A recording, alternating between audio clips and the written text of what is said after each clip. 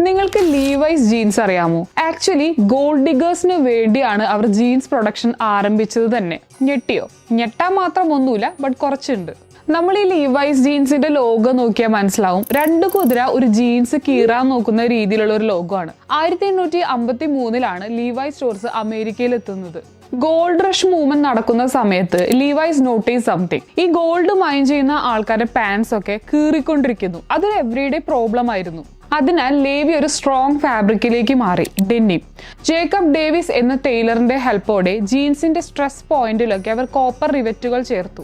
1873 അവർ riveted ജീൻസിന്റെ patent നേടി. അതാണ് എല്ലാം മാറ്റിയത്. അവരുടെ ലോഗോ, അതാണ് അവരുടെ ബ്രാൻഡിംഗ് പ്രൂഫ്. ബിസിനസ്സിൽ പ്രോബ്ലം സോൾവിന്റെ സ്കില്ല് എത്രത്തോളം ഇമ്പോർട്ടന്റ് ആണ് അല്ലേ? ലേവീസ് ഇന്നൊരു $multi-billion ബിസിനസ് ആണ്. ലേവീസ് ഇയർലി $6 billion സെയിൽസ് നടത്തുന്നു. ആരും ശ്രദ്ധിക്കാതെ പോയൊരു പ്രോബ്ലം ആള് ശ്രദ്ധിച്ചു, അതിന് സൊല്യൂഷനും കണ്ടെത്തി. എന്റെ അഭിപ്രായത്തിൽ ഒരു യഥാർത്ഥ തുണിക്കച്ചവടക്കാരൻ.